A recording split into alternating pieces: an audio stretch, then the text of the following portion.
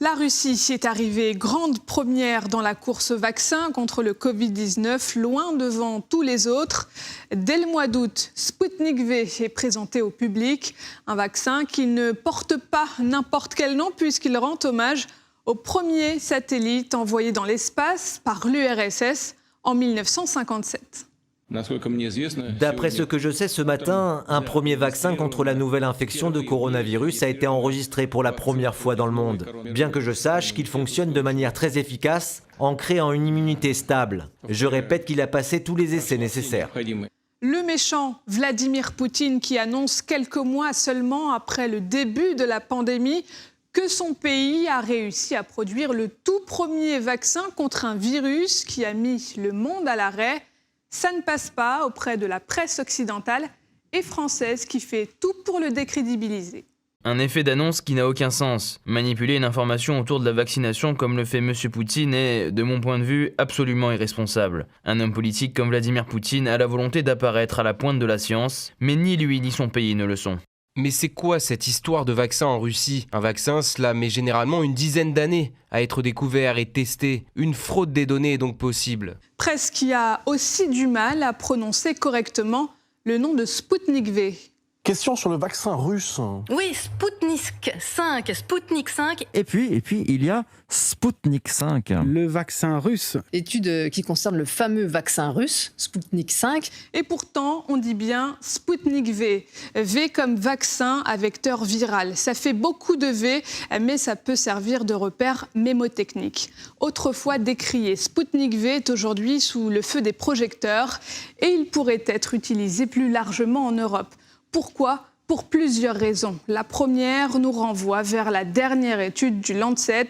La prestigieuse revue britannique scientifique affirme que le vaccin russe est efficace à 91,6% contre le Covid-19. Des conclusions validées par des experts indépendants. Sputnik V ferait partie des vaccins les plus performants du marché. Vaccin à 2 doses, bon marché, facile à produire et à acheminer. Les résultats rapportés sont clairs et le principe scientifique de cette vaccination est démontré. Ce qui veut dire qu'un vaccin supplémentaire peut désormais rejoindre le combat pour réduire l'incidence du Covid-19. Et de la place, il y en a pour un vaccin supplémentaire parce que les vaccins manquent, que les livraisons promises par les laboratoires en janvier n'ont pas toutes été honorées. Les moyens de production ne suffisent pas en effet à fabriquer rapidement la quantité de vaccins nécessaires. La Commission européenne, qui négocie au nom des 27 pays membres de l'Union, avait précommandé quelques 2,2 milliards doses auprès de 6 fournisseurs. Bruxelles, qui tablait sur la livraison de 100 millions de doses au premier trimestre, n'en a reçu qu'un peu plus de 18 millions au 1er février.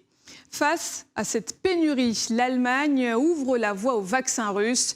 La chancelière Angela Merkel se dit même prête à soutenir la Russie dans sa demande d'autorisation auprès de l'Agence européenne des médicaments. Toute personne qui demande à l'Agence médicale européenne une approbation est la bienvenue. J'en ai parlé avec le président russe. Tout vaccin est le bienvenu dans l'Union européenne, mais seul celui qui apporte les données nécessaires de l'Agence européenne du médicament sera approuvé. Même l'exécutif français, qui s'était montré distant vis-à-vis du vaccin russe, se montre aujourd'hui un peu plus intéressé. On a vu aujourd'hui des publications qui semblent indiquer une très forte efficacité du vaccin Sputnik. Mais nous ne pouvons pas le distribuer en France tant que le producteur russe n'a pas soumis une autorisation de mise sur le marché à nos autorités.